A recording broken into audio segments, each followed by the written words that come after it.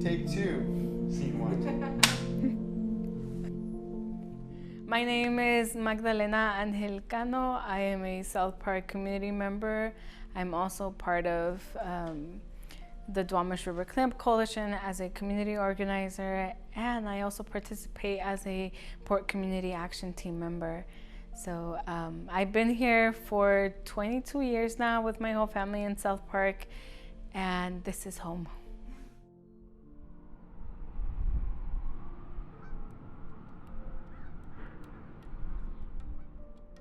One of the stories, lived experiences that I have with my family is asthma. So many times when you're in the community, and I came here when I was almost 2 years old. I think I was like 1.5. So I was really little, don't remember anything when I got here, but the stories that my parents tell me and that have been passed on are things I remember. I grew up with asthma, and I remember going to a doctor, getting inhalers, just working in school, having to deal with like kids asking me why I was using this, why me, like not others.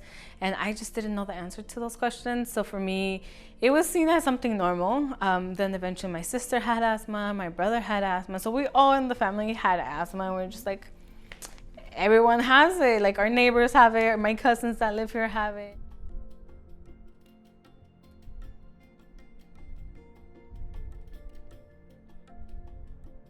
It wasn't until I started attending the University of Washington where I realized that not everyone had asthma. It was actually just me and my siblings, and I was really curious to know why other folks didn't, and just started to ask questions about like, where do you live? Like, what do you have around you? Like, where do you go exercise? And just realizing that in my community, we had lack of access to parks, lack of access to safe streets, lack of access to the water, to clean air. So many things that we were going through, but it was just so normalized for me when I was growing up that I didn't think nothing was wrong with the community until I joined the Youth Corps when I was 14. The Duwamish River Cleanup Coalition is a nonprofit organization in the Seattle area, mostly concentrated on the Duwamish Superfund site, but that doesn't mean we don't do other things, because there's a lot of community needs. So we do a lot of affordable housing and placekeeping advocacy. Also, we have a clean air program, and most importantly, we have the Duwamish Valley Youth Corps, which is a youth program for teens and youth in the Duwamish Valleys. I do sit in the committee of the park, so I am part of the planning, the designing, like they run through the committee and we give our feedback. We also go back to community and let them know like, this is happening, what else do we need? Is this like, okay, is this something we wanted? And then we take it back. So we're kind of what we call the liaisons of many projects. So we do a lot of education on environmental justice and just bring all that knowledge and all that information that government and city is doing when it has to do with clean air, when it has to do with the river, when it has to do with industries and what's happening in the community.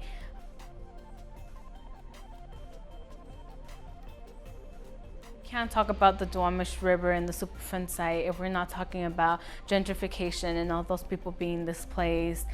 We can't talk about, any of the river issues if our youth are being killed in gang violence, or youth are not having opportunities, or families are not having food in their tables. So there's a lot of things we need to make sure our community has.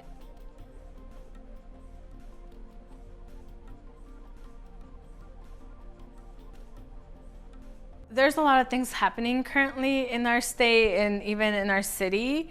And you'll be surprised how many people don't know about the Duwamish Valley. So for me, it's always, we're dealing with so many pollutions and injustices within our community, but no one recognizes it and no one else from outside of Seattle pays attention to the Duwamish Valley.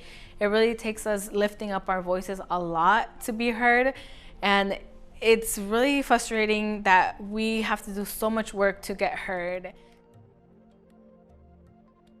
We have 13 years less of life expectancy than other areas of Seattle. What would you do in 13 full years? Like, if you ask yourself that question, those 13 years, you could have been studying, you could have been traveling, you could have been building your own house, your business, enjoying time with family. And that time is not there for many of the folks here. We all already like have that set of like, you have less years to live. Like, how are you going to take advantage of the years you have left? And all because we live in this community.